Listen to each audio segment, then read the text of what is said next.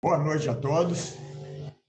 Com enorme satisfação que faço a apresentação do amigo de longa data, Sérgio Williams. O currículo dele é enorme, ele mesmo reduziu, vou reduzir mais ainda, não é? Porque no assunto que ele vai tratar aqui, ele é o Papa, aqui na região, né? Então não precisaria de uma apresentação maior. Sérgio Williams é jornalista, escritor, historiador, autor de 5 livros, é presidente do Instituto Histórico e Geográfico de Santos desde 1919, foi diretor técnico da Fundação Arquivo Memória de Santos durante vários anos e é diretor voluntário da Sociedade Humanitária dos Empregados do Comércio, responsável pela mais antiga biblioteca da cidade, que ele adora, por sinal. Né? É responsável pelo blog, saiu aqui, pelo blog Memória Santista, com vários trabalhos que a gente consulta, tudo que tem sobre o Santos está por ali, né? Ele faz isso já há muitos anos, conta com mais de 450 textos, né? E é também consultor do jornal A Tribuna. Quando ele diz consultor, é de 15 em 15 dias, página inteira do principal jornal aqui da nossa região. Parabéns, obrigado por aceitar o nosso convite, Sérgio. Obrigado, coronel. Você é sempre muito gentil. A gente tem esse trabalho já, uma dedicação de tantos anos, porque a gente sempre escuta dizer, né, que mais do que num país, num estado, nós moramos, as pessoas vivem nas cidades. E é muito importante conhecer as histórias do nosso entorno, não só a história do mundo, a gente fala do Egito, das cruzadas, a história do Império Romano, etc. Mas é muito importante conhecer a história da nossa região, do nosso entorno, como é que a cidade se desenvolveram, as grandes figuras, quais as contribuições que elas deram para que a cidade e a região toda chegasse aonde chegou. E a gente acabou tendo aí um carinho muito especial pela cidade de Santos. É um trabalho de formiguinha, né, porque Santos é só um dos mais de 5.000 municípios do Brasil.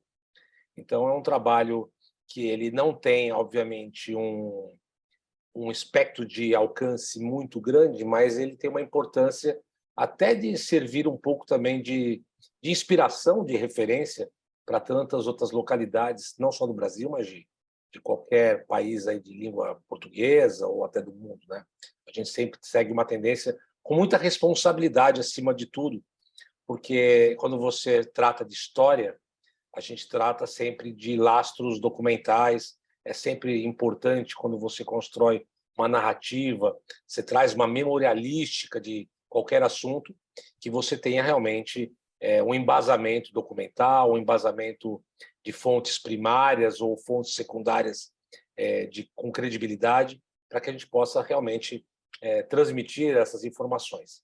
Bom, eu não sou historiador de formação acadêmica, eu sou jornalista, e não desmerecendo, obviamente, o trabalho do historiador, mas eu sempre falo nas minhas palestras que o historiador ele tem muito um trabalho voltado, um trabalho muito técnico, voltado para a academia, para o ambiente da academia. E a gente sentia muito a falta de um trabalho voltado para a população, para as pessoas, com textos, informações que fossem consumidas de uma forma mais palatável, mais lúdica, até posso dizer assim, dessa forma.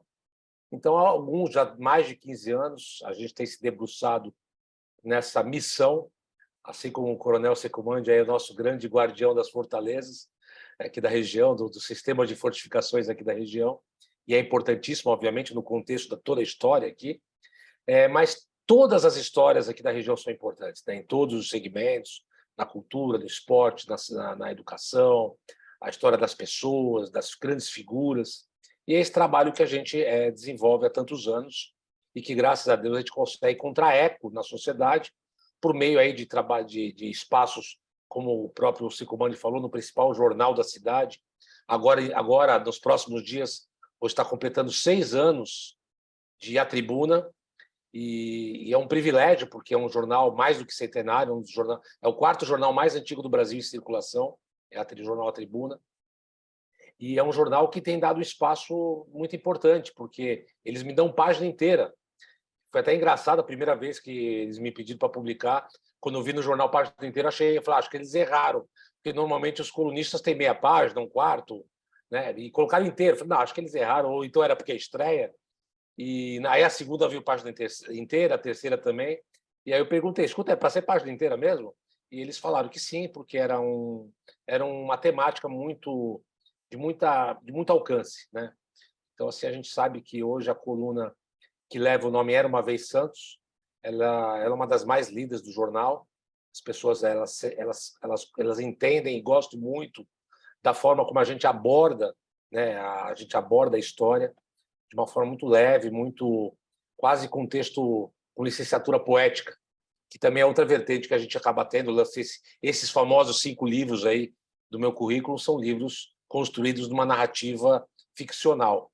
Eu tenho todo um trabalho, obviamente, de pesquisa, de publicações de artigos, não vou dizer científicos, mas artigos mais técnicos, mas os meus livros, que eu tenho tanto orgulho também, são livros romanceados, porque é uma outra forma de você atingir as pessoas levando conhecimento histórico, né, através de uma linguagem ficcional, que é o que o cinema também acaba fazendo, né? Muitos filmes que são embasados em fatos históricos levam esse conhecimento através de ficções. E sempre que me pedem para falar sobre as histórias de Santos, e são tantas histórias, né? Não só de Santos, mas, obviamente, quando a gente fala de Santos, nós estamos falando em termos históricos da capitania de São Vicente, né? Nós estamos falando aí desde 1532 e até antes disso, né? Porque se vamos falar de história para valer, nós temos aí desde a pré-história para falar sobre os homens, a ocupação dos homens de Sambaqui, nessa região. Nós temos alguns sítios arqueológicos de homens de Sambaqui.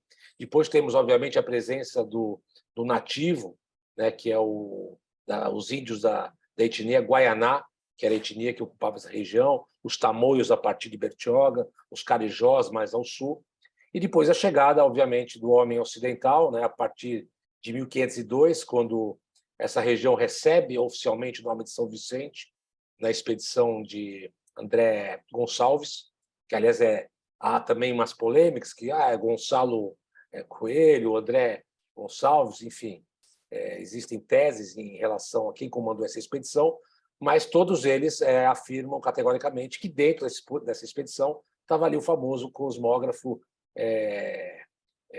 Américo Vespúcio, que foi o responsável aí por nominar essa região como São Vicente, porque foi aqui que eles chegaram no dia 22 de janeiro, e o calendário gregoriano era observado nessa época para nominar os acidentes geográficos da costa brasileira, e no dia 22 de janeiro, dia dedicado a São Vicente Mártir. Então, portanto, aqui a região de São Vicente, já conhecida nos mapas mundiais a partir de 1502.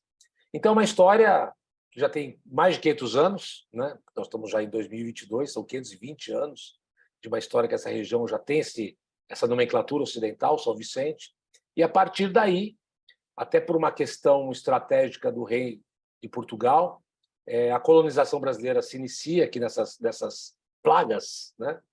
E na capitania de São Vicente, e uma história se inicia com muitos pioneirismos, né? Então, quando a gente faz essa palestra, a gente faz muito falando sobre o vanguardismo que essa região tem em relação ao país, pelos privilégios que nós tivemos aqui no Brasil de termos um porto de mar que foi bastante importante num primeiro momento, no período da colonização, depois sofreu uma decadência em função do Nordeste, que, por questões geográficas de proximidade com a Europa, acabou tendo um privilégio em relação à principal economia que foi implantada no Brasil, que é a economia do açúcar.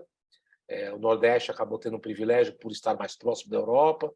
Pode parecer besteira, mas, na época, algumas milhas náuticas fazia diferença, né? E depois tivemos um segundo grande momento, que foi já a partir do século XIX, quando o café ele inicia aí um novo ciclo econômico no Brasil, e o Porto de Santos, então, é redescoberto como um ponto estratégico para o escoamento desse grande commodity que até hoje faz do Brasil uma liderança mundial, principalmente no café, que é a segunda bebida mais tomada do mundo, né? Só perde, pelo que eu entendo, só perde para o chá, né? Então, o café ainda tem essa força toda.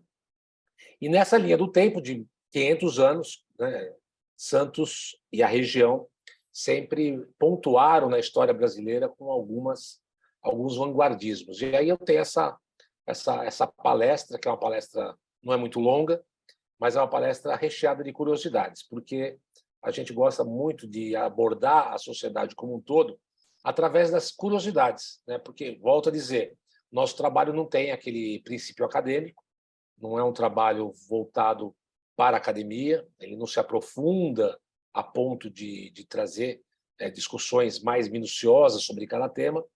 É um trabalho mais focado realmente Hoje a gente usa muito a palavra compartilhar, né?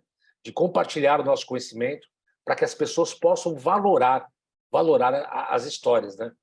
E esse é o grande desafio, principalmente no Brasil, que, infelizmente, a gente não pode tapar o sol com a peneira, né? O Brasil ainda é um país que precisa ressignificar muito a questão do valor sobre sua própria história. O brasileiro em si ainda precisa aprender muito com os europeus nesse sentido, não porque ele não queira, mas talvez porque falte muito de política pública nesse sentido, né? Haja visto o que aconteceu no Brasil nos últimos anos, a gente vê aí um incêndio no Museu Nacional, com essa perda monstruosa. Enfim, não vou me alongar, senão fica um discurso muito longo. Eu vou partir aqui já para o meu slide, que é um PDF, para a gente poder falar um pouco desse pioneirismo desta cidade, dessa região tão rica de história que é a nossa região aqui. Então, vocês me dão licença aqui, vou compartilhar. Deixa eu ver se eu consigo. Está perfeito. Perfeito? Não aparece para mim aqui o chat. Ainda está. Deixa eu voltar aqui. Bom, MC, então, eu gosto muito desse quadro. Essa é uma pintura do Calixto. Na verdade, é um extrato do quadro que o Calixto tem na Bolsa Oficial de Café, lá no centro, que é o quadro que remete aí à fundação da Vila de Santos, que por si só já é uma curiosidade histórica, porque não há registro oficial nem documental da data exata da leitura do Foro de Vila de Santos. Não existe essa data. Então, os historiadores, no passado, eles acreditam que seja entre outubro de 1545 até mais ou menos junho ou julho de 1546, que é por conta de documentos, porque o documento de 45 tem um registro ainda como povoado de Inguaguaçu e o de 46 já aparece como Vila do Porto de Santos. Então, foi nesse ínterim, nesse trecho, que houve essa leitura desse foral.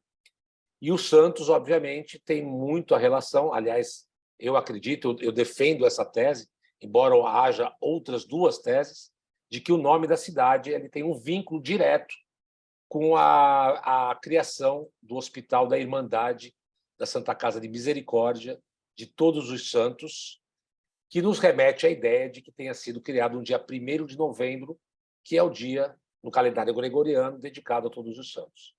Então, como esse hospital ele virou uma referência para os viajantes do Atlântico Sul, referência de porto seguro, de cuidados médicos, então as pessoas começavam a dizer que iam para a vila da Santa Casa do Porto de Santos, para a vila do Porto de Santos, enfim. Até foram diminuindo, porque o nome muito comprido é complicado, e se tornou Vila de Santos. Quando a gente fala de curiosidades, eu tenho aqui nesse slide, eu tenho uma linha do tempo trabalhando essas curiosidades. Eu pincelei algumas, porque o interessante da história é que quem está no dia a dia pesquisando sempre acaba trombando com curiosidades, a gente vai checando essas informações e nós vamos testemunhando, né, fatos históricos que não haviam sido revelados. No final do slide, até queria, da fala aqui da apresentação, queria até falar de algumas velhas coisas novas descobertas. Bom, no primeiro slide, eu trato de um assunto mais voltado não à questão histórica, mas uma questão de uma curiosidade que eu descobri, não, que eu aprendi quando estive em Brotas, na cidade de Brotas, no interior de São Paulo. Lá existe uma instituição chamada CEL, que é o Centro de Estudos do Universo. É uma instituição voltada para a observação astronômica, mas eles também têm um trabalho voltado à geologia. E eles, comentando sobre as camadas terrestres, né? O planeta Terra é feito de várias camadas geológicas, Eu fiquei surpreso quando soube que o conjunto de montanhas da Serra do Mar, aqui no Brasil, ela faz parte da camada geológica mais antiga do planeta Terra. Dentre tantas camadas geológicas, a nossa Serra do Mar, ela é um extrato dessa camada mais antiga do planeta. Isso me chamou bastante atenção. Eu acho que isso, por si só, já faz da nossa Serra do Mar um belo patrimônio natural para o Brasil. Precisa ser, inclusive, melhor explorado essa questão. Quando a gente fala também, uma outra curiosidade aí já vinculada à questão histórica da chegada do europeu, do português ao Brasil, a gente fala do Porto. E aí tem uma certa polêmica, porque quando a gente fala do Porto de Santos, e aí se comemora o aniversário de X anos do Porto de Santos, parece que agora chegou a 130 anos, né, Coronel? Mais ou menos 100. O pessoal fala 130 anos, 132 anos. Fala assim, cara, mas não pode, o Porto já existia antes, né? É o aniversário de Porto organizado, o Porto construído aí pela concessionária que foi a Companhia Docas, Graf, Guinle e tudo mais. Mas o Porto já existia, né? Tanto é que o Porto chegou a ser importante até no transporte de ouro das Minas Gerais por um tempo, depois que antes da pavimentação, antes da construção da Estrada Real, Santos chegou a ser um ponto importante para escoar as riquezas minerais do interior do Brasil. Mas também foi o porto do algodão, foi o porto do tabaco, foi o porto do açúcar, não a nível nacional, porque o Nordeste, como eu disse, tinha uma força maior nesse segmento, mas aqui também havia engenhos de cana-de-açúcar, aliás, um dos primeiros do Brasil, junto com Olinda, com a região de Olinda, também a gente exportava açúcar. Então, não é um porto que nasceu agora no século XIX, é um porto que tem uma história. E a gente defende de que o porto ele nasce a partir do momento em que as âncoras da esquadra comandada por Pero Lopes de Souza, irmão do Martim Afonso, quando essas âncoras são lançadas no fundo lodoso do nosso canal ali, perto da Praia do Góis, e não, ao contrário do que o Calixto pintou, e não ali onde é a região da Biquinha, porque já foi mais do que provado cientificamente de que não haveria como navios, como as grandes naus que tinham de Portugal, atravessarem aquele trecho entre Ilha-Porchá e a praia ali das Vacas. Então, já está mais do que provado, inclusive nas cartas de Pero Lopes de Souza, a gente tem um apontamento de que ali o porto realmente da capitania, que mais tarde seria o Porto de Santos, ficava ali naquele trecho entre a Praia do Góis e a Ponta da Praia. Esse quadro do Calixto, que está na tela, é um quadro que ele remete à ideia ainda em São Vicente, né? Mas ele realmente, para nós, e para grande parte dos historiadores e memorialistas aqui da região, esse Porto de Santos seria realmente na ponta da praia, entre a Praia do Góis. Então, a gente fala que o primeiro porto oficial, né, porque era uma expedição com cunho oficial de colonização, então podemos dizer que o primeiro porto é o nosso porto aqui da região. E os colonos aqui chegam, começam a se distribuir sesmarias para vários colonos, com a incumbência do plantio de açúcar, ou seja, implantar na região a economia açucareira, que já vinha lá da Ilha da Madeira, já vinha de alguns pontos que Portugal já explorava, mas as mudas para cá trazidas eram mudas da Ilha da Madeira, inclusive quem trouxe essas mudas foi os irmãos Adorno, que eram genoveses, haviam sido expulsos de Gênova após uma guerra que houve lá. A família Adorno comandava Gênova há mais de 100 anos, e eles foram meio que depostos, né? E aí pediram asilo a Portugal, foram para a Ilha da Madeira, começaram a plantar açúcar, e quando souberam da expedição de Martim Afonso, então eles pediram permissão ao rei para iniciar esse processo aqui na região de São Vicente. Então, alguns dos primeiros engenhos de cana-de-açúcar do Brasil também são implantados aqui. Ou há uma discussão ainda no Brasil, aliás, tem muitos pontos históricos em que há uma disputa, né, de pioneirismo. A região ali de Pernambuco, que também tinha uma capitania hereditária importante, também ali se implantou alguns engenhos, então são de datas muito próximas. Então, hoje, Santos não tem o privilégio exclusivo do início da produção açucareira, mas, de qualquer forma, aqui na região tivemos os primeiros engenhos. Sendo que o primeiro foi do Sítio das Neves, o segundo, o engenho São João, que pertencia aos irmãos Adorno, e o terceiro, que existe até hoje, que é o engenho do Trato. Começou o nome dele como engenho do Trato, ou do governador, que era o engenho central da região, era o engenho que moía a cana de todos os colonos que não tinham engenho, e que depois Martim Afonso não teve interesse em manter esse engenho e vendeu para um belga chamado Erasmo Schultz, e por isso que tem o nome de, até hoje, Engenho dos Erasmos. É um patrimônio histórico importante do Brasil, está relativamente bem conservado, ele é administrado, inclusive, pela Universidade de São Paulo, e é um patrimônio importante da nossa região. Quando a gente fala também lá de trás, daquele início, né, voltando a falar da Santa Casa de Santos, Brás Cubas, que era um fidalgo muito próximo do Martim Afonso, muito jovem, era uma espécie de como é que eles falam? Esqueci agora o termo. Mas era muito fiel, né? Como se fosse um funcionário do Martim Afonso. Ele aqui fica com algumas incumbências importantes, até em nome do Martim Afonso.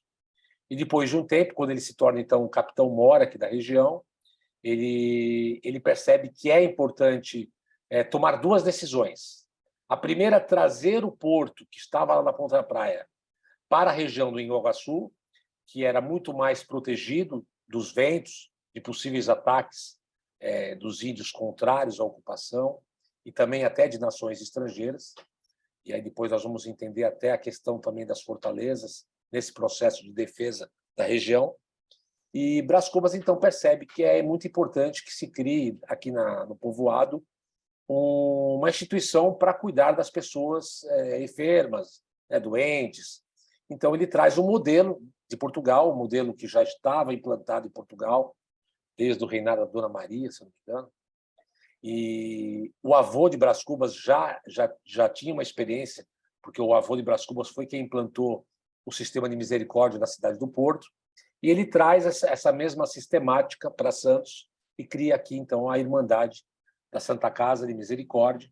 Volto a dizer, de todos os santos, porque há uma tese de que tenha sido fundada no dia 1º de novembro. Aliás, a própria Santa Casa, que ainda existe, ela comemora seu aniversário do dia 1º de novembro, porque é o mais lógico. E nós temos aí o grande privilégio de tê-la ainda na vida da nossa sociedade. A Santa Casa ainda existe, é o hospital mais antigo do Brasil em atividade.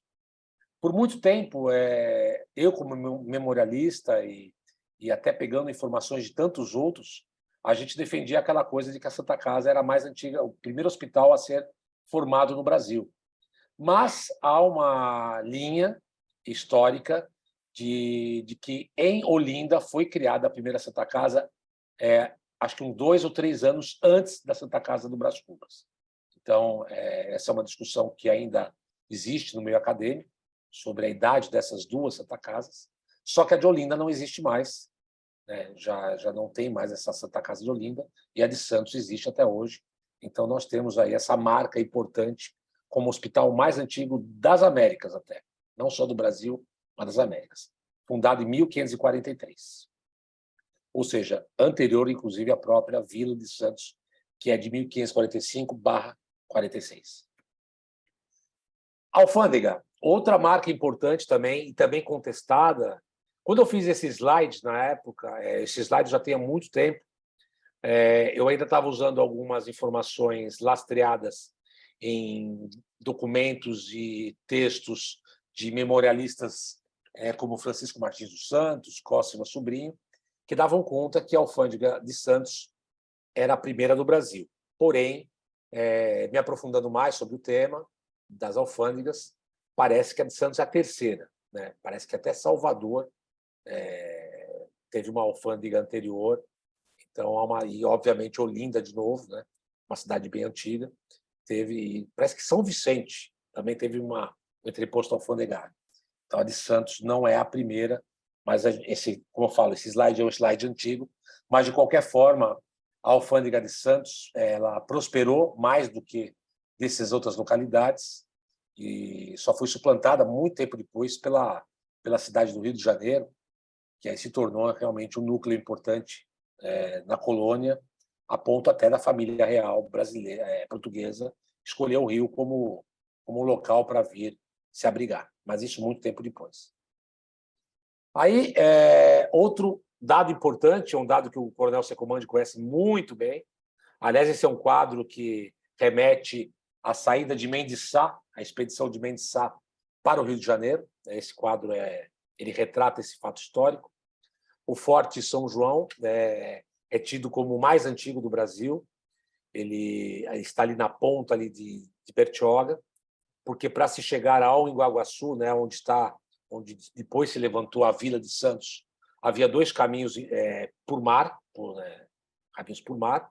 Um é pelas curvas sinuosas do canal de Bertioga, obviamente um canal navegável bastante complicado, mas ainda assim navegável, e o outro, obviamente, pelo nosso canal do estuário, que a gente conhece tão bem, que é onde hoje está o Porto de Santos, cujo nome indígena era Guarapissumã. O canal do estuário tinha o nome de Guarapissumã.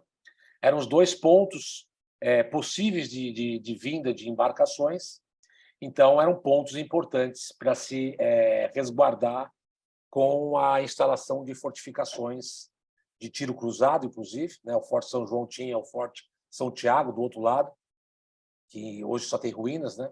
Na verdade, foram dois, né, Coronel? O São Tiago tem mais um, ali do outro lado do canal de Bertioga. E depois, só mais tarde, bem mais tarde, fizeram da Fortaleza da Barra Grande.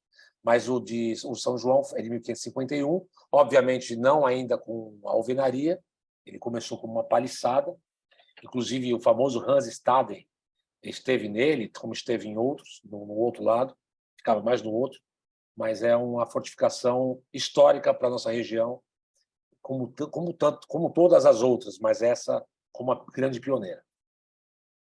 Isso aqui é uma questão mais curiosa, não se trata tanto de pioneirismos ou vanguardismos, mas o fato de que Santos realmente atraía como um entreposto importante para a troca de mantimentos, para a busca de água potável, para a recolha de limões e laranjas, que eram muito importantes naquela época para que a tripulação não contraísse escorbuto, principalmente, por causa da falta de vitamina C. Então, o Santos, por conta desse perfil estratégico, ele acabou sendo também alvo de ataques. Foram 2 ataques ingleses e um holandês. Na verdade, quando a gente fala ataque, as circunstâncias não eram para serem ataques. Tanto o Edward Fenton, em 1583, se eu não me engano, não, 84, quanto o Spielberg, em 1615, na verdade, eles não chegaram à região com o intuito de atacar, eles chegaram com o intuito de comerciar. Só que havia orientações na vila de não comerciar com essas figuras que eram contrárias ao reino original, principalmente no período desses 3 ataques, que foram o período comandado pelas coroas unificadas, o período filipino, né, em que a Espanha controlava aí o Brasil por conta da situação histórica que a gente já sabe. Então, o Spielberg, por exemplo, que é o que remete a essa imagem, que é uma imagem do... Agora esqueci o nome dele. Mas é engraçado porque eles desenhavam o Santos como se fosse uma cidadela medieval, né? Ali com as torres e tudo mais. Mas os holandeses não chegaram a entrar pelo canal. Eles não conseguiram chegar até Santos. Eles ficaram ali estacionados na Baía de Santos, trocando informações na praia, e eles atacaram engenhos de cana-de-açúcar na margem esquerda da Baía de Santos. Enfim, tem muita história interessante. E desse fato tem a famosa lenda da Nossa Senhora do Monte Serrate, né? Foi a partir desse ataque de 1615 que gerou uma lenda interessante aqui na nossa região, da nossa padroeira, né, católica, que é Nossa Senhora do Monte Serrate, que foi trazida pelo então governador-geral do Brasil, Dom Francisco de Souza, que era devoto dessa santa da Catalunha, ele instalou uma capela no alto do Morro de São Jerônimo e por muito tempo os colonos não eram muito aficionados pela Nossa Senhora Montserrat porque tinham outras santas de preferência, principalmente Nossa Senhora do Rosário, que por muito tempo foi a padroeira da cidade, né? Tanto é que a matriz, até hoje, de santos é dedicada a Nossa Senhora do Rosário. Mas, de qualquer forma, criou-se a ideia de uma lenda de que os piratas atacaram os colonos que fugiram para o alto do Monte Serrate, e lá eles rezaram para uma intercessão da santa, e aí, de repente, um raio ou uma chuva faz um desbarrancamento, mata os piratas, enfim, e gera a famosa lenda do milagre de Nossa Senhora Monserrate.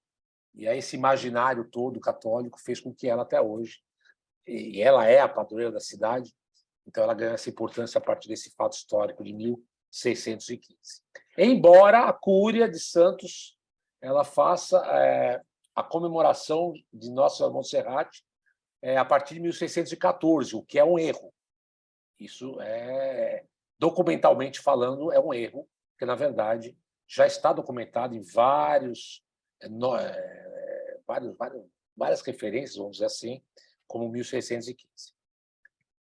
Bom, aí vamos falar da questão também das ordens religiosas. Santos, por ter tido, nesse primeiro momento do século XVI, aí um papel importante nesse período colonial, como uma vila importante da capitania, atraiu muitas ordens religiosas.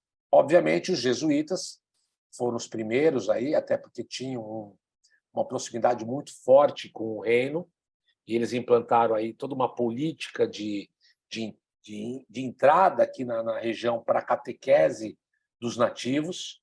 Então, o Santos também teve o seu colégio dos jesuítas, um colégio muito importante, que educou aí muita gente, né, muita gente importante da cidade, mas que acabou fechando por conta da expulsão aí pelo Marquês de Pombal, e aí os jesuítas foram expulsos e o colégio acabou sendo utilizado para outras finalidades, né, principalmente como residência do comandante da Vila de Santos, da Praça de Santos. Por isso que aquela região onde está hoje a alfândega, porque a alfândega está exatamente no mesmo lugar onde foi o Colégio dos Jesuítas. Aquela região é uma região que era conhecida como região dos quartéis. Então, o comandante da praça ficava ali do lado do quartel, o forte da vila também ficava ali, que, aliás, leva o nome de Nossa Senhora Monserrate, a Casa do Paiol, que é a famosa Casa do Trem Bélgico, também aquela região. Então, uma região muito militarizada, é a região de proteção da vila, a partir ali do Colégio dos Jesuítas, que chamava-se Colégio São Miguel, né? E foi um colégio muito importante, mas outras ordens religiosas depois vieram e, logo na sequência, acabaram suplantando os jesuítas, os beneditinos, os carmelitas, os franciscanos, os claretianos e tantos outros se estabeleceram aqui na cidade. Opa! Bom, Nossa Senhora Monserrate, como eu já falei, a capelinha é construída no final do século XVI, bem antes do fato de 1615, ou seja, em 1615, quando acontece então a invasão, a capelinha já está lá erguida. Obviamente não é essa a formatação arquitetônica da capela original, mas essa capela está lá até hoje, no alto do Monte Serrate, que teve o nome mudado em função, obviamente, da fama da santa. São Jerônimo ficou para o passado, e, enfim, é isso aí. Bom, uma outra curiosidade, a Casa do Tribério, como eu já falei, é uma edificação militar do século XVII, bastante importante, hoje bastante importante pelo valor arquitetônico histórico dela, mas para a função dela da época era apenas realmente o paiol de munições, não tinha outro papel a não ser realmente a guarda aí dessas munições. E o curioso dessa imagem feita pelo Benedito Calixto é aquela capelinha que está ali no alto. Ali é o famoso outeiro de Santa Catarina, né? É onde, no sopé desse outeiro, onde nasceu a vila. Essa capela já é a segunda capela de Santa Catarina de Alexandria. A primeira havia sido destruída pelos piratas de Thomas Cavendish, em 1591. E aí, quando encontraram a santa, que foi jogada no Lagamar, 70 anos depois, eles fizeram essa capelinha no alto. Só que a curiosidade é que essa capela não tinha uma torre com sino. Isso não existia. Isso foi invenção do nosso querido Benedito Calixto, que adorava colocar coisas que não existiam, porque ele fazia isso a partir de dados, de texto, ou seja, ele não tinha referências visuais.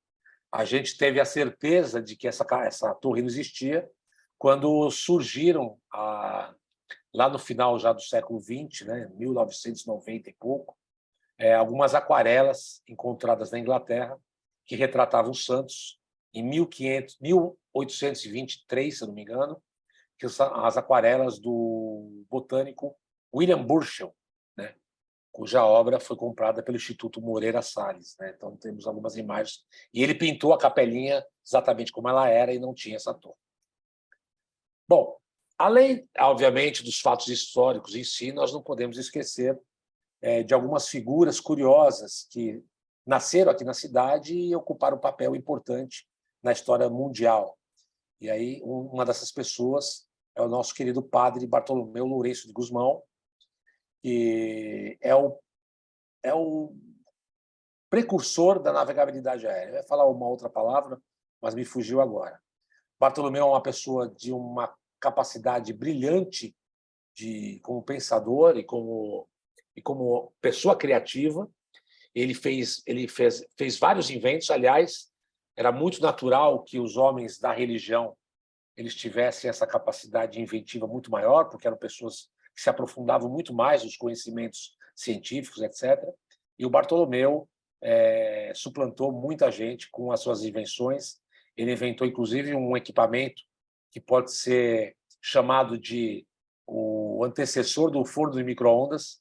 Ele tinha equipamento que tinha essa função de esquentar comida através de raios solares, mas, com certeza, foi através da sua passarola, que nada mais era do que um balão de ar quente, mas imagina, da mesma forma que o Isaac Newton descobriu a gravidade quando uma maçã caiu na cabeça, né, que já é uma genialidade, o Bartolomeu criou um balão. Ele percebeu quando uma folha, passando por cima de uma fogueira, ela começou a levantar voo.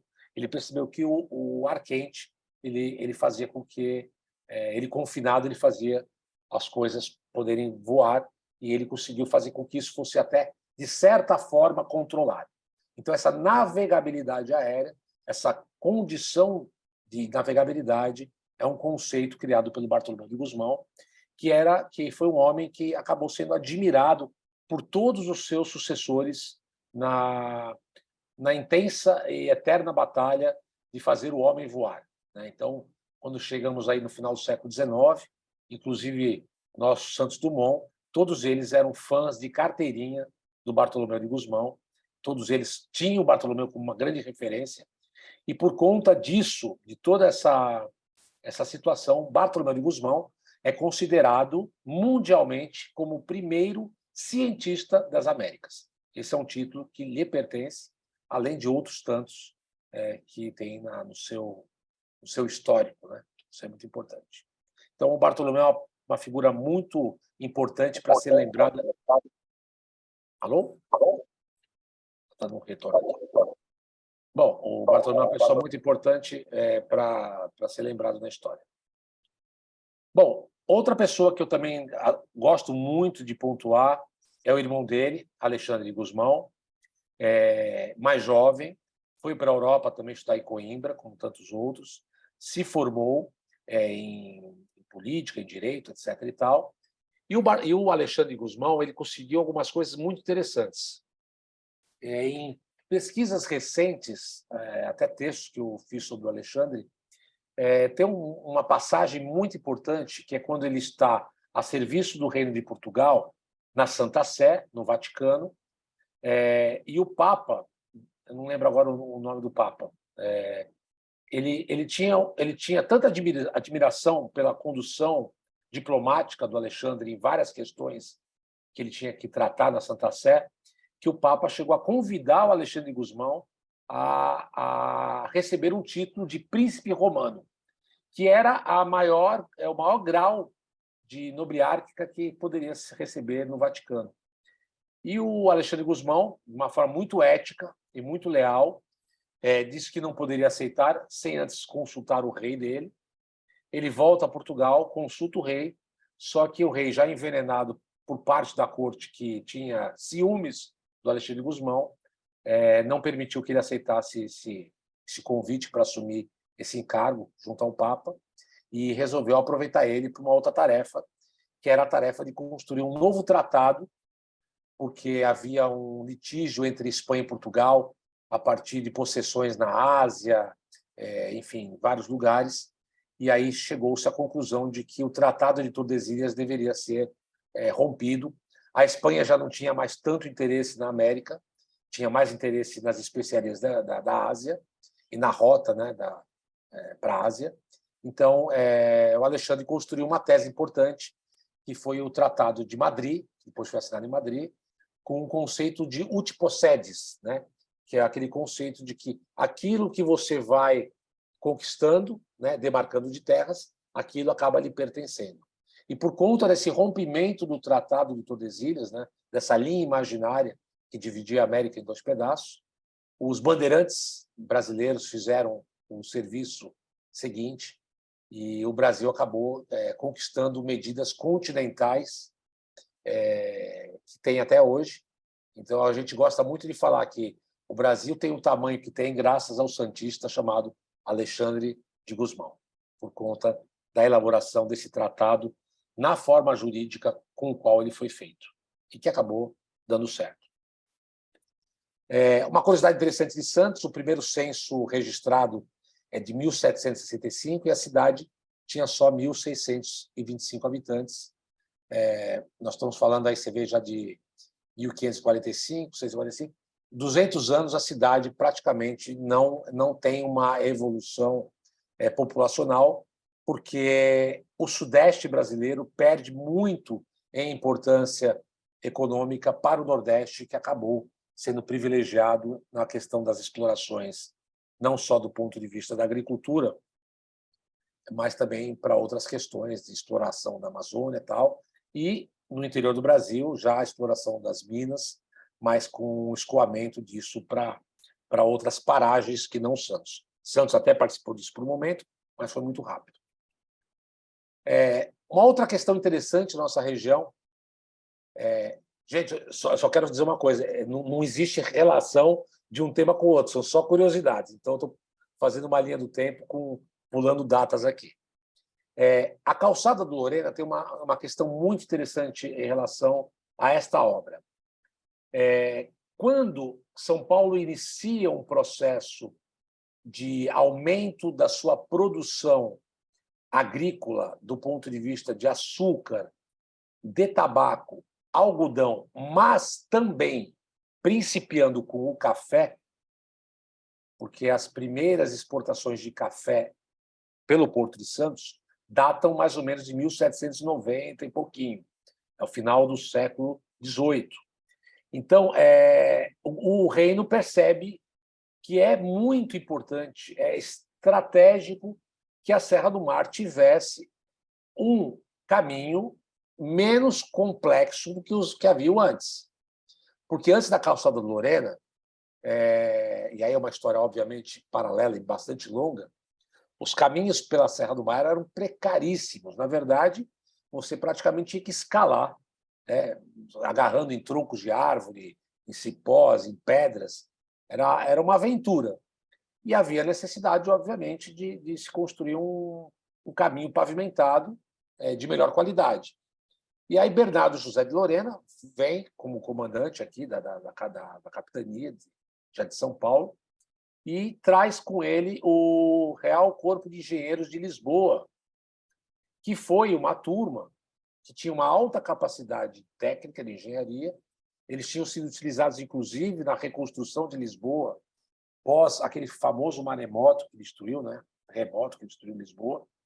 E aqui eles empreendem essa obra chamada Calçada do Lorena, que acabou ficando conhecida como Calçada do Lorena por causa do Bernardo José de Lorena. É uma obra magistral. É um caminho em zigue-zague, totalmente curto, que consegue descer a serra sem atravessar nenhum riacho, ou seja, ele não tem que suplantar nenhuma dificuldade do ponto de vista de cursos de água, e com 199 curvas. Né? Então, ele é um caminho realmente em zigue-zague. com uma inclinação, obviamente, não adequada para veículos, porque não existiam veículos, mas que eram boas para tropas de muares, né? Os burros, né? Que eram conduzidas pelos tropeiros. A partir do momento em que a calçada do Lorena ela é inaugurada, ela é aberta, há um incremento monstruoso na quantidade de mercadorias que chegam ao Porto de Santos para ir para a Europa. Ainda que houvesse um outro grande desafio, que era fazer uma ligação seca do pé da serra até Santos, porque Santos está numa ilha, que é a ilha de São Vicente, e não existia esse caminho firme. Então, os muares chegavam até Cubatão, que era chamado de Porto Geral de Cubatão. Ali no Porto Geral embarcavam em embarcações menores. Então, muitas das cargas acabavam ficando descansando em Cubatão, muita coisa se perdia. Essas embarcações chegavam até Santos e depois eram embarcados nas naus maiores para ir para Portugal ou para a Europa. Na verdade, Portugal, porque não existia comércio com outros países. A calçada Lorena foi extremamente importante para o desenvolvimento de São Paulo naquele primeiro momento. E é considerada a maior obra de engenharia das Américas no século XVIII. Isso há várias referências em documentos, em estudos e teses disso que eu estou falando, que é considerada a maior obra de engenharia das Américas no século XVIII, conduzida pelo Corpo Real de Engenheiros de Lisboa. Bom, aí Santos começa a ter esse incremento, começa a vir mais mercadorias, a cidade começa a se desenvolver, ela ainda tem um desenvolvimento ainda maior do que as cidades do Alto da Serra, inclusive a cidade de São Paulo, a ponto de, em 1810, Santos implementa a primeira experiência do Estado de São Paulo de iluminação pública. A primeira do Estado de São Paulo foi Santos. Em 1810, eles implantaram 69 lampiões abastecidos com óleo de peixe, até porque nós tínhamos isso em abundância, né? Aqui na região, nas armações que se tinha aqui na região. Então, esse é um fato pioneiro e vanguardista de Santos, importante, que é essa questão da iluminação pública. Essa imagem, ela não é de Santos, obviamente, é uma imagem do Rio de Janeiro, se não me engano é do Rugendas, mas que retrata essa questão. Uma outra questão, e aí já vinculado à identidade e à história daquele que é o maior dos santistas da história, que é José Bonifácio de Andrade Silva. Tenho certeza que muita gente que está aqui conhece bem essa história, que é esse pioneirismo, esse vanguardismo trazido por Bonifácio, que tinha um ideal de liberdade, até que ele trouxe, inclusive, os preceitos da Revolução Francesa, da igualdade, liberdade, caridade. E aí, então, ele tem um gesto de libertar os escravos de sua fazenda aqui no Outeirinhos, e isso acaba ficando para a história como um gesto pioneiro no entendimento de que as raças eram iguais, que todos mereceriam, que ninguém mereceria ser escravo de ninguém. Obviamente, era um gesto, mas um gesto que depois ganharia corpo aí com o tempo, né, ao longo das décadas seguintes, até culminar aí na libertação total dos escravos em 1888. Uma outra curiosidade interessante da nossa cidade de Santos, aliás, Santos tem uma relação com uma festa brasileira, que é a festa popular mais conhecida, que é o Carnaval. Santos é talvez a única cidade do país que pode dizer o dia exato em que nasceu o Carnaval. Foi em 1858. Até então, não existia os princípios dessa festa pagã, né? Essa festa aí para exaltar a figura do rei Momo, né? Que é a figura momística e tal. Antes, e essa imagem retrata essa coisa do antes, que eram os entrudos, que eram brincadeiras muito agressivas, e a sociedade santista resolve dar um basta nessas brincadeiras agressivas dos intrudos, então resolve organizar uma festa para celebrar esse período importante aí da quaresma, do catolicismo, né? Que é o período do Carnevale, o último momento antes do período da quaresma. E Santos, então, inicia ali, em 1858, um carnaval organizado, com desfiles civilizados, sem bagunça, sem brigas. Então, nós temos aí uma certidão de nascimento. E o carnaval em Santos, com várias... Daria para fazer uma palestra só sobre carnaval, de tanto alinhamento que o carnaval tem com a história de Santos. A fotografia também foi algo que nos chegou de forma muito pioneira, e a gente começa a perceber que esse pioneirismo na cidade ele se dá muito, principalmente no século XIX, ele se dá muito em função de termos esse porto, porque as novidades que vinham da Europa vinham pelo mar, vinham pelo porto, e aí Santos começa a ter esse privilégio de conhecer de forma pioneira muitas coisas, muitas situações tecnológicas, né? A fotografia foi uma delas. Obviamente, o Rio de Janeiro, que já era a capital, no caso aí já até do Império, que nós estamos falando de 1865, Rio de Janeiro ele tinha esse privilégio de conhecer primeiro, mas, normalmente, depois do Rio, Santos era a segunda cidade brasileira a conhecer algo em termos de tecnologia. E a fotografia foi assim. Essa foto é uma foto do militão Augusto de Azevedo, é uma fotografia da antiga cadeia. No caso, essa foto está cadastrada como Cadeia Nova, porque a velha que existia em frente ao Lago do Carmo, ela ainda existia, era a Cadeia Velha, essa aí era a Cadeia Nova. E quando essa foto foi tirada, esses cavalos todos que estão aí na imagem eram cavalos que seriam utilizados na Guerra do Paraguai, porque a cadeia foi utilizada também como entreposto para alguns soldados, como um hospital, vamos dizer assim, porque muitos dos combatentes para a Guerra do Paraguai eles partiam do Porto de Santos para subir o Prata e para chegar até as áreas de batalha. Então, essa é uma foto bastante interessante. Ao fundo da imagem, lá atrás tem uma igreja, que é de São Francisco de Assis, e do lado da igreja tem uma casinha, que seria a Santa Casa de Misericórdia, no caso, o terceiro prédio da Santa Casa, que depois foi aumentando, até que teve um incidente, e aí foi demolido, não existe mais nada disso, e aí ele passou para o bairro do Jabaquara. Outro pioneirismo importante aqui de Santos é a ferrovia. Santos tem a primeira estação ferroviária do estado de São Paulo, que é a Estação do Valongo, e a segunda ou terceira ferrovia do Brasil, né? A primeira é aquela de Petrópolis, se não me engano, depois estavam construindo a Central do Brasil e, em paralelo, construíram a São Paulo Railway, ou a Estrada Santos-Jundiaí, e construída inicialmente com o Visconde de Mauá, como grande empreendedor e idealizador desse projeto, mas depois o Visconde de Mauá tomou um chapéu dos ingleses, foi deixado de lado, e os ingleses concluíram a ferrovia, que demorou mais do que eles achavam que iam demorar. Isso foi só em 1867, que então a ferrovia é inaugurada. Essa é uma foto interessante, porque ela mostra já o advento do automóvel, né? Então, você tem um ônibus, que esse aí era o famoso King Kong, era o apelido desse ônibus aí. Eram ônibus que rivalizavam na questão de transporte de passageiros entre Santos e São Paulo. Essa foto não é de 1867, essa foto é bem...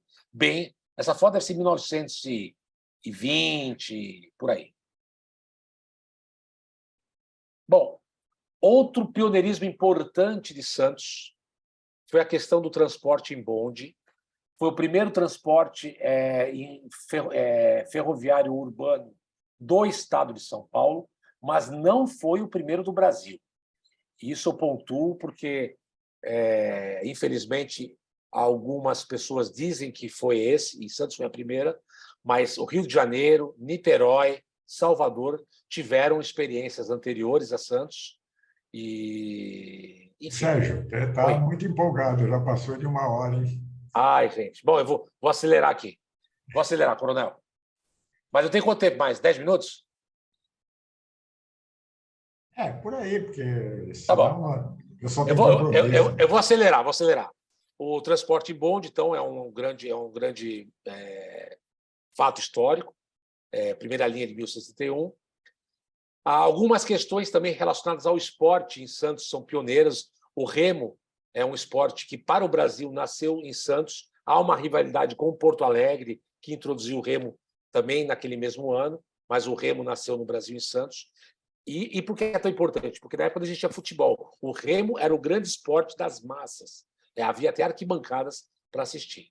Uma outra coisa curiosa é o 1º de maio. A primeira vez que se comemorou o 1º de maio, o dia dedicado ao trabalho, também foi em Santos. Nós tínhamos aqui, até porque Santos tem essa vertente com o Porto, de uma cidade que sempre lutou pelas causas trabalhistas.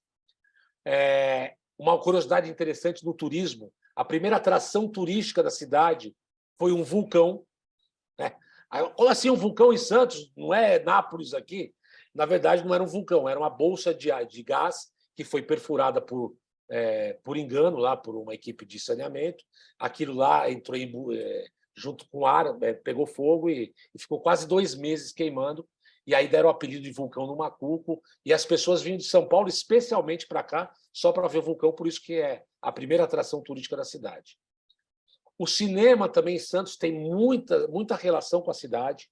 Santos foi a segunda cidade do Brasil a ver um filme 2 anos depois da invenção do cinematógrafo dos irmãos Lumière na França. Santos foi a segunda cidade do Brasil e depois, anos mais tarde, foi a terceira cidade do Brasil a ver um filme falado, isso já em 1929. Além do que, Santos foi a cidade brasileira com o maior número de salas de exibição do país, por conta da questão turística e tudo mais. A primeira viagem de automóvel, inclusive, foi tema do meu primeiro livro romanceado, foi em 1908. Essa viagem foi a primeira viagem da história do estado de São Paulo entre 2 cidades e a segunda viagem de automóvel entre cidades do Brasil, aconteceu em 1908. Outra coisa interessantíssima de Santos, o primeiro piloto brasileiro, primeiro homem brasileiro com brevet a pilotar um avião no Brasil, foi o Edu Chaves, que fez essa peripécia aqui nos céus da cidade de Santos. Não que tenha sido o primeiro voo no Brasil. Outros voos aconteceram alguns anos antes, mas eram pilotados por pilotos estrangeiros, italianos, franceses, etc. E tal. Um brasileiro, o Edu Chaves, foi aqui em Santos em 1912. Em 1914, nós temos, então, o Parque Balneário Hotel, que é uma outra marca importante, porque o Parque Balneário foi considerado o hotel mais luxuoso da América do Sul, mais do que o Copacabana Palace, inclusive. Foi um hotel importante, foi uma grande marca na nossa cidade. Uma outra questão interessante relacionada ao esporte foi o primeiro estádio iluminado do Brasil foi aqui em Santos, mas não foi o estádio do Santos Futebol Clube, apesar da foto, que é a inauguração da iluminação no Urbano Caldeira em 31, mas alguns anos antes nós tivemos o campo da City, que ficava no Canal 3, numa região ali entre o Gonzaga e o Boqueirão. Ali foi o primeiro campo iluminado, até porque era da empresa de iluminação, nada mais justo. Outra curiosidade interessante foi a primeira bomba de gasolina da América do Sul foi implantada em Santos, isso em 1919. Gasolina, combustível para automóvel, era comprado em lojas, em galões, mas aí esse cidadão de chapeuzinho aí, Antônio Duarte Moreira, resolveu implantar uma bomba para abastecer a sua frota de táxis, a primeira da cidade, e aí inaugurou uma nova era no abastecimento de carros. Em relação a telefones públicos, Santos também foi sempre pioneira. O primeiro telefone público do estado de São Paulo, na estação do Valongo, foi em Santos, em 1920. Em 23, nós temos outra curiosidade muito legal, aliás, tema do meu 4º livro romanceado, que é a história da Zezé Leone, Maria José Leone. Ela, em 1923, ela vence o primeiro concurso para escolher a mulher mais linda do Brasil, o que a torna a precursora das Misses. É uma história sensacional. Então, a primeira Miss Brasil do Brasil é uma santista. A Rádio Clube, na questão radiofônica, não é a primeira do Brasil, mas é uma das primeiras. É a 4ª ou 5ª do Brasil, naquele início do rádio, nos anos 20. Rádio Clube de Santos foi uma grande precursora. Aliás, dessa rádio nasceram grandes nomes, inclusive da televisão. Até Hebe Camargo chegou a se apresentar na Rádio Clube de Santos. Uma coisa curiosíssima também é sobre a questão do Centro dos Estudantes de Santos, que é considerado a primeira instituição estudantil da história do Brasil. Criada no ano da Revolução, em 32, ela é anterior, inclusive, à União Nacional dos Estudantes, a famosa UNE. O Centro de Estudantes de Santos é mais antigo e é a precursora do sistema de defesa da classe estudantil. Tivemos aí os dirigíveis passando 2 vezes por cima da cidade, em 33 e 36. Não vou me aprofundar, isso fica para uma próxima. Como eu falei do esporte, o surf também para o Brasil nasceu aqui nas nossas águas, em 37, com um grande pioneirismo, também uma história mais ou menos longa. O tamborel, que é outro esporte, esse aí eu não vou dizer que nasceu em Santos para o Brasil. Ele nasceu e só permanece em Santos. Eu não conheço outro lugar do Brasil que pratica tamborel. Deve até existir, mas é um esporte totalmente santista. Falando de esporte, Santos sempre muito, muito aguerrido. As Olimpíadas brasileiras são conhecidas como Jogos Abertos do Interior, e Santos, desde os anos 40, tem aí as melhores performances entre todos os municípios brasileiros. O primeiro aquário público do Brasil, de Santos, de 45. Outra marca do Carnaval, que eu falei que o Carnaval tem uma proximidade muito grande, é o nosso Rei Momo. Valdemar Esteves da Cunha, até hoje, ele tem uma marca imbatível. Ele foi Rei Momo por 50 anos. É o Rei Momo com o reinado mais antigo do Brasil e dificilmente vai ser suplantado. Não é que nem da Fórmula 1 do Schumacher, que dá para bater. Do Rei Momo não dá. Uma outra curiosidade interessantíssima é a história do cão-fila. O cão-fila brasileiro é o primeiro cachorro brasileiro genuíno reconhecido internacionalmente pela sinofilia. E o grupo responsável pelo registro do cão-fila em Paris, que é onde é o Centro Internacional da Sinofilia, foi o Santos Kennel Club em 1952, o que torna, e a gente brinca muito, o cão-fila como um cão santista. Outra coisa relacionada ao esporte é o Mr. Santos, que é a mais antiga competição de halterofilismo do Brasil, é aqui na cidade de Santos, que é o Mr. Santos, desde 1954. E este cidadão que está aí na foto, que é o Elias, ele é um senhor hoje de quase 80 anos de idade, e acreditem, ele é tão forte quanto está nessa foto. O bichinho é preparado. Santos, por todas essas questões esportivas, em 55 foi considerada a cidade mais esportiva do Brasil, pela Rádio Globo. Em 57, Santos criou a primeira estação de televisão regional, foi a TV Santos, que não durou muito tempo, mas teve essa marca importante desse pioneirismo de TV regional. Uma outra curiosidade muito interessante é a tatuagem, que é algo tão comum hoje em dia na juventude. A tatuagem surgiu no Brasil, em Santos, através de um tatuador que era holandês, dinamarquês, que era o Luc, em 59. Nós temos também o primeiro escultor de areia do Brasil, Pedro Germe, em 70. O maior cemitério vertical do mundo, que é o Memorial, que foi outorgado pelo Guinness Book em 1990.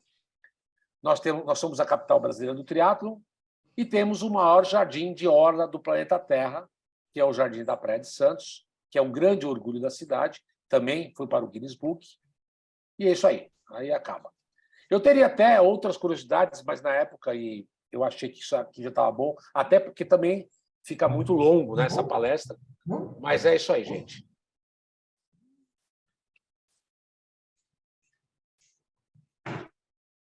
Terminou?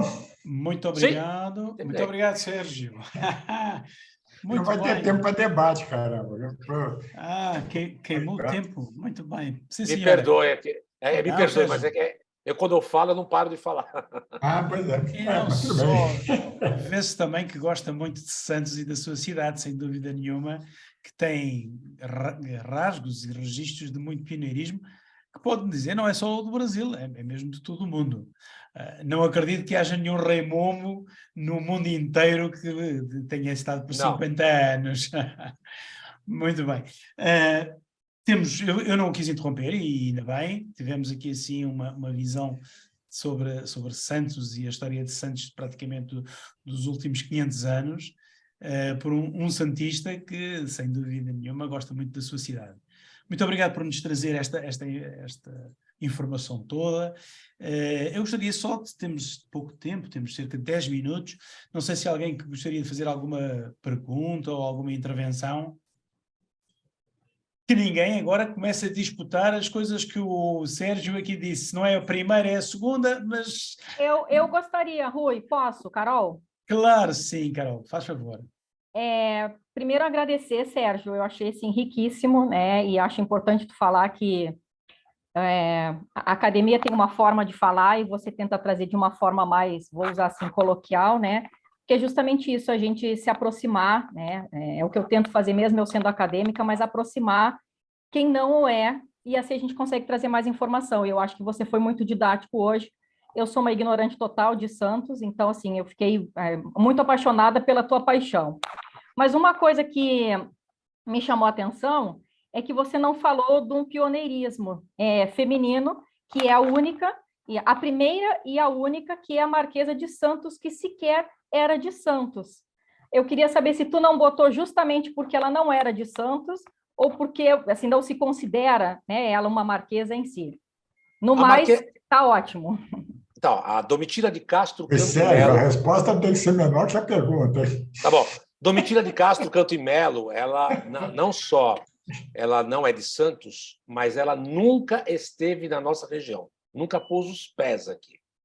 Era um título que ela recebeu do Dom Pedro I, e aí muitos historiadores memorialistas, né, dizem que foi uma provocação direta a José Bonifácio, por conta, né, de um atrito que havia ali entre... que o Bonifácio era completamente inimigo da Marquesa da Domitila, porque ele estava do lado da Imperatriz Leopoldina, ele não aceitava o fato de ela estar sendo humilhada na corte pela presença da Domitila, que claramente ali, amante de Dom Pedro, até com filhos com Dom Pedro, e ela nunca esteve em Santos, né? Há lendas urbanas da cidade, a casa onde se encontrava, mas ela nunca esteve aqui. A única intervenção dela na cidade foi quando foi feito um chafariz em 1840 e pouco, que ela mandou algum recurso financeiro para ajudar na obra. Tirando isso, a Marquesa de Santos nunca teve uma ascensão, uma participação direta na vida da cidade que nos faça colocar ela nesse panteão de fatos históricos. É só por isso, não tem nenhum outro motivo mais plausível. Muito obrigado, Sérgio. Mais alguém quer fazer alguma questão, uma intervenção? Acho que eu fui muito bem, né? Ninguém tem questão nenhuma. Eu diria só uma coisa, relativamente, poderíamos falar sei lá, de tanta coisa que apresentou, mas há uma importante que poderá ter ficado essa impressão relativamente ao Alexandre Gusmão. O Alexandre Gusmão, atenção, o Alexandre Gusmão, quando é chamado por Dom João V, para já não foi Dom João V que não quis que ele aceitasse o título que foi, digamos assim, que lhe queria ser atribuído ofertado, por Bento XIII. Não, foi ele próprio que recusou essa dignidade, porque achava que não tinha essa honraria, seria demasiado, era sem dúvida uma personalidade bastante modesta. Mas Dom João V chama-o e chama-o para o seu lado. Ele é o escrivão da puridade de Dom João V. Sim. Escrivão da puridade significava praticamente um secretário privado e um primeiro-ministro. De certa forma, o Alexandre Gusmão era um braço direito de Dom João V, que, entre muitas outras coisas, coordenava as políticas de Dom João V e, por isso mesmo, teve um papel absolutamente fundamental nas negociações do Tratado de Madrid. Mas isso já aqui falámos, suponho eu, na primeira ou na segunda tertúlia, era só para não ficar esse esclarecimento, que Alexandre Gusmão foi muito reconhecido. Infelizmente, depois da morte de Dom João V, terá criado algumas inimizades e realmente o seu fim não foi do brilho da sua vida e daquilo que mereceu, mas foi altamente reconhecido. Não é? Inclusive, a inimizade com o Marquês de Pombal, né? Mas isso é bastante mais tarde. Mais tarde. Isso é bastante mais tarde. Muito bem. Não sei se há mais alguém que queira fazer alguma intervenção ou colocar alguma questão. Obrigadíssimo, Sérgio, pela sua intervenção, por trazer Santos com tanta paixão. Eu já estive em Santos, estive aí há coisa de 3 ou 4 meses. Sem dúvida, uma cidade maravilhosa e cheia de história. cheia de história e de histórias, como aqui nos trouxe. Muito obrigado por tudo. Obrigado pela oportunidade. De nada, foi um prazer, venha sempre. Elcio, não sei se quer dizer alguma coisa antes de eu anunciar o próximo tertuliano e despedir-me.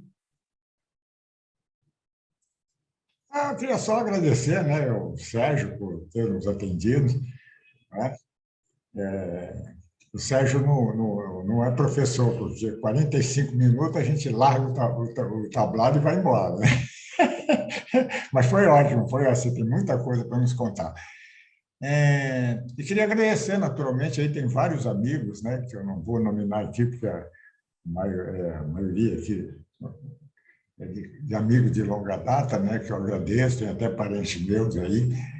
E é isso aí, muito obrigado. Vamos agora aguardar as instruções aí do general Rui para dar prosseguimento a esse nosso trabalho voluntário, né? Muito obrigado, obrigado mesmo. Obrigado. Muito obrigado, Sérgio, mais uma vez, pela disponibilidade e pelas histórias que nos trouxe sobre Santos, e ficámos todos muito mais ricos de conhecer uma cidade com tanta história, e que, pelos vistos, não é uma cidade do interior, não é? Como há bocado nos disse. Sim, senhora, muito obrigado, Sérgio. Bom, estamos a chegar aqui sim ao fim da nossa tertúlia, e cabe-nos aqui assim pensar um bocadinho os passos seguintes. Eu estive a discutir com o César e com o Elcio, e daqui a 15 dias ia bater exatamente à mesma hora do jogo de futebol do 3º e 4º lugar. Nós não somos, digamos assim, tivemos a pensar, a ponderar se deveríamos ou não deveríamos prosseguir, mas pensámos que também seria injusto para o próximo palestrante ter que competir com Portugal-Brasil, ou com o Brasil qualquer outra equipa, ou com Portugal qualquer outra equipa. Portanto, não vamos fazer essa desfeita. E tomámos a decisão, também de acordo com o próximo comunicador, de no próximo data que estava prevista e que seria no dia 17 de dezembro, não vamos realizar. Vamos todos ver futebol, quem quiser, quem não quiser ver futebol, vê outra coisa. E o sábado seguinte é a véspera de Natal. E o sábado seguinte é a véspera do Ano Novo. E, portanto, são datas, digamos assim, são datas que são impróprias para se fazer tertúlias, porque estávamos a competir com coisas que dizem muito mais respeito. Há uma festa da família, outra uma festa da entrada num ano novo. Por isso, decidimos guardar a próxima tertúlia pela importância que tem e pelo respeito que temos pelo comunicador para o próximo ano. E, portanto, vamos deixar isto então para o ano novo, para janeiro, e em janeiro voltaremos à vossa presença no dia 14 de janeiro. Não é logo no primeiro fim de semana, é no segundo fim de semana de janeiro, 14 de janeiro, estaremos de volta. Estaremos de volta a partir de Portugal, e teremos o professor Miguel Dantas da Cruz, que é professor doutor do Instituto de Ciências Sociais da Universidade de Lisboa, que nos vem trazer uma história interessantíssima e que intitulou De Flandres a Pernambuco, Imaginários Marciais no Atlântico Português, 1580-1700. Vamos regressar um bocadinho atrás na história, vamos falar um bocadinho mais atrás, século XVI e século XVII, uma coisa absolutamente interessante que é voltar aqui assim a falar um bocadinho da história colonial que une Portugal e o Brasil, com uma responsabilidade muito engraçada que o professor nos vai trazer, que é a ligação na altura das próprias tropas portuguesas e brasileiras relativamente à sua influência e ao combate na Europa com a Flandres. Despeço-me então aqui em nome do Elcio e do César. Desejo a todos muito boas festas, um excelente Natal, um Santo Natal em família, umas boas entradas no ano de 2023, que será um ano muito desafiante, e esperemos que todos os tertulianos entrem com felicidade no ano 2023 e que voltem a estar connosco a partir do dia 14. Desejo também aos brasileiros as melhores sortes na Copa do Mundo, e também a Portugal, e como já disse com a Carol, que nos encontremos pelo menos na final. Isso seria muito interessante para vermos aqui uma comemoração dos 200 anos de independência, 200 anos depois, a Copa de 2022 disputada e que ganhe o melhor. Muito obrigado a todos, muito boa noite e obrigado por terem estado connosco. Muito obrigado, Sérgio.